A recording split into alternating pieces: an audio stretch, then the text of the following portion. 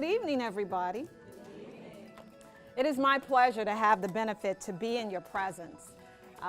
Just the people that I've had a chance to meet, and some young ladies that I haven't met yet. But for me, anytime I have the privilege to be in these types of settings, my husband can attest to it, that I get all girly excited. I really do. It's just so encouraging to be in the presence of women. And guys, you guys are cool too, but it's so exciting to me for us to have the opportunity to lean on each other and learn from each other and to encourage each other. So I am delighted to be here. Natalie invited me to speak with you and share with you some of the experiences that I've had as a female, the challenges that I encountered working in a male-dominated environment, and to share with you some of the obstacles that I endured in that process. So I am privileged to share my experience with you. First, I want to say that oftentimes people don't recognize the work that's done in correctional environments.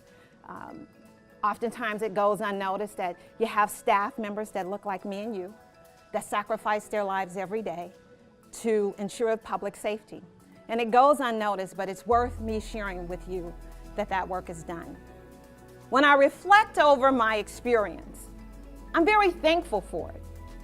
But I knew when I assumed the position that it was bigger than me.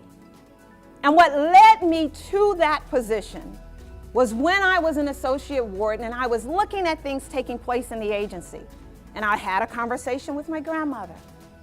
And I said, they ought to be doing this. Any of you ever done this? And they ought to be doing that, and somebody ought to do this. And well, okay, so we're real good at what somebody ought to do.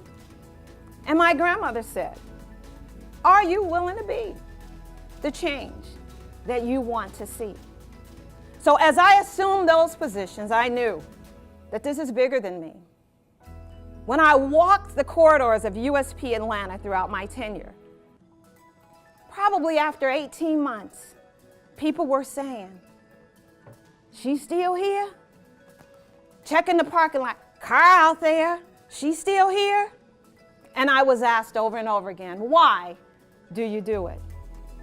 And the reason that I continued to do it was because there were girls, women like you behind me. And it was important that I demonstrated that yes, we can.